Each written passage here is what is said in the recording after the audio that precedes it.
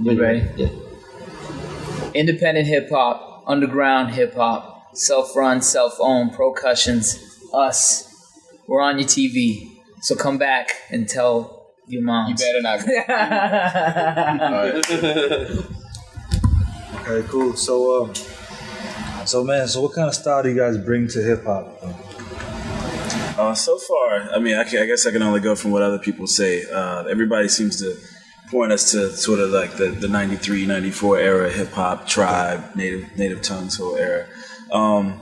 But I think for what we try to do, I think it ends up being pretty unintentional. We're big fans of all kinds of hip hop as well as all kinds of music. So, we dip in a little bit of everything as far as rock, jazz, and stuff and everything. But so far, people seem to be pegging us with the whole jazzy vibe thing or whatever, which is fine. We're fans of that as well. So, but don't be afraid of the curveball.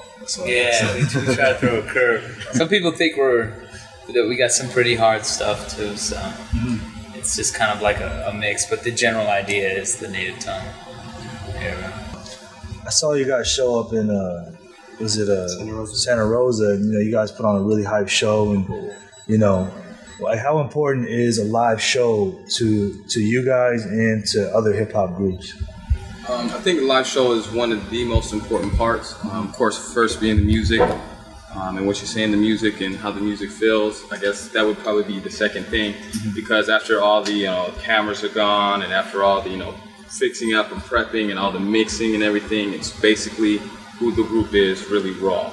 And it's basically without any smoke and mirrors, and that's who they are, raw. And that's where it's the stage is a forum for you to present yourself as a group, for you to be an entertainer.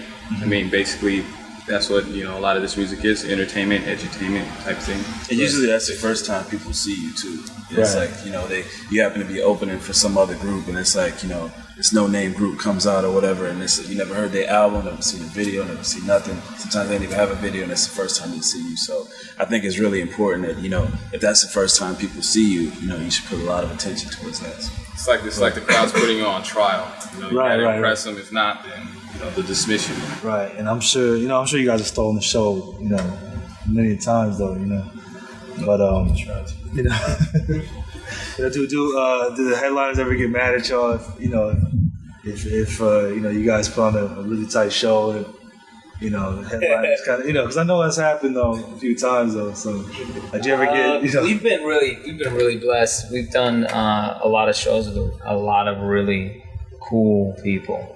Far Side, Ugly Duckling, Most Def, Talib Kweli, Run DMC, and they've all really, I think they've all been in a position with themselves as a group that they were just like, if they felt that we did a good show, they come out and tell us, and they were like, the greatest thing that I've seen is that people are willing to help us out. They know we're independent. They know we're underground, that we're our own label, that we push ourselves, and they see that on stage. And we just did a show with J5 last week, and Charlie Tuna, I saw him upstairs. He was watching the whole thing. So I was geeked. I was like, all right, this dude's watching it. And he came down and he talked to each of us separately and as a group and was like, man, I want to help you all out. I really like what you guys are doing. He's like, I had a really good time. So I think our experience with other groups has been really good so far. So we haven't run into any competition, but we don't view it as that. So if there was competition, I don't think we notice maybe. Right. If they were mad.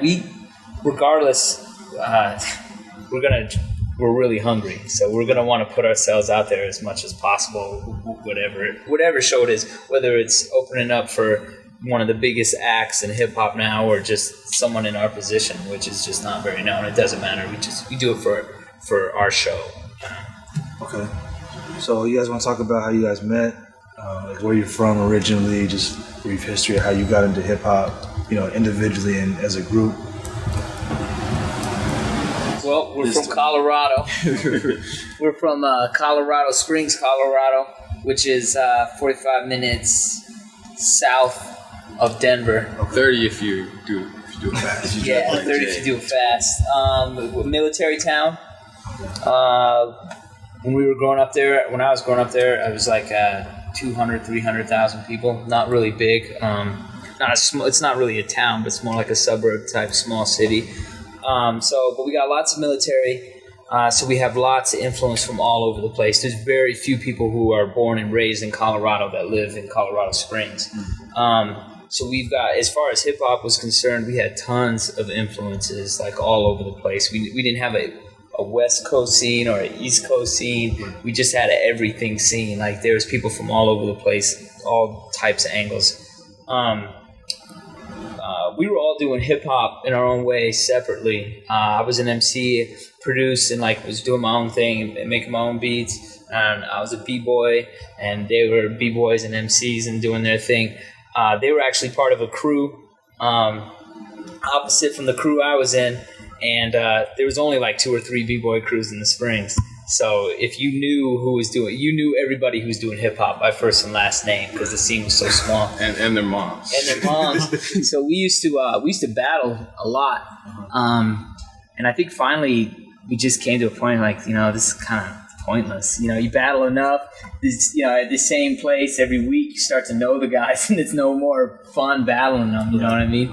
So we got to know each other, and it started getting involved in the scene together, and just kind of formed from there. So yeah, it's cool. So what?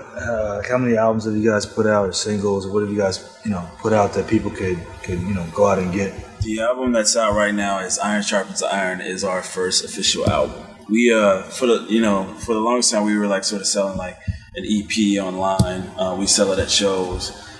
We pressed up our first single in around was it 99, 2000, something like that. We put that one out ourselves. That was the All That It Takes single. And we got really lucky with that one. We sent that one out to different radio stations and such, and it somehow landed in the hands of Benny B at ABB. And he heard it, liked it, gave us a call. This was before we had Attic as our manager, and we were completely just running it on our own. When there's another member of the group as well, and they picked up the single and started distributing it, and so that really helped kickstart us a lot in terms of exposure. Benny B knows everybody, and ABB ships to everybody, so we were able to really sort of get our toe in the door. Not exactly our whole foot yet. So. Right. So actually, our first hookup was from the Bay, along with some of our first touring options we had was from the Bay, Crown City Rockers, Lunar Heights. Yeah. So the Bay has been very, very good. Also, big shout out to Malachi and Randy at ABB. They're the reason, basically, why we are where we are right now. Yeah. Shout out to ID too, helping us out tons. Do you want to talk about the name of the album, or just what does that mean exactly? Iron Sharpens Iron. As Iron Sharpens Iron. I think just we take music pretty serious. I mean, we like to have a good time with it, but we want to be the same thing we are on stage as we are off stage. And as Iron Sharpens Iron pretty much describes how we'd like to live our lives as men, as people.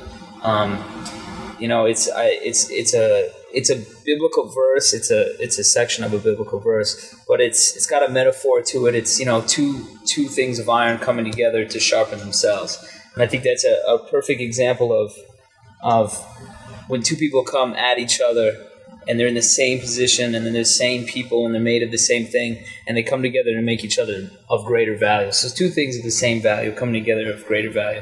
And I think that's what we try to do as a group, as musicians, and then when we're on stage and with people out in the crowd, is we want to try to build each other up as well as the scene and hip hop and all that kind of stuff. Okay. So yeah. You were talking about your influences, like jazz and rock and all that. You want to just name some names, like non-hip hop influences, and maybe a couple of hip hop influences that have, created your style? I mean, just like what I'm saying. I know there's a lot, but yeah. Okay. Let's see. We'll limit it to, we'll say 5 a person. we'll start talking all day. Okay. So let me think. I'll go back as far as I can. Grew up listening to like Donald Byrd, Quincy Jones. Got into like Joni Mitchell. Like Led Zeppelin stuff, and of course like Tribe as far as hip hop and everything. Okay. Let's see. We grew up listening to all my mom's old stuff, all the funk, all the old like Four Tops and all the Motown stuff.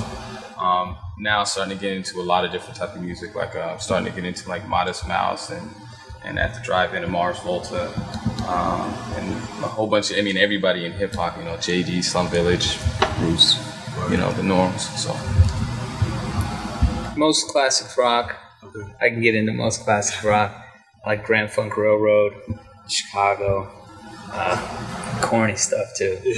Real corny. I get into corny stuff. I like pop stuff.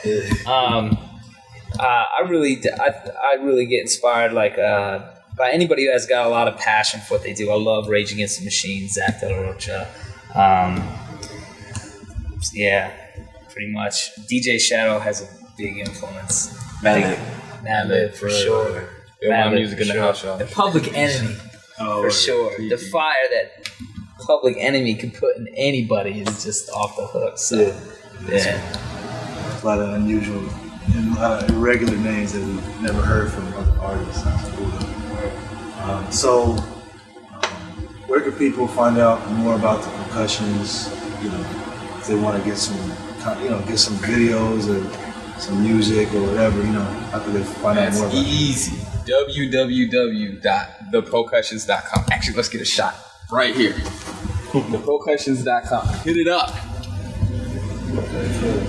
you see photos, bios, pics, music, video. We got a tour coming up pretty soon with Insight, brilliant. Edon, Time Machine. We're always in the Bay. We're always in LA doing shows. So you can pretty much catch us. Shirts, posters.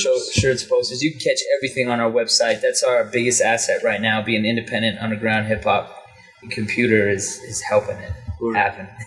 And cool. taking away from it at the same time. So, yeah. Right.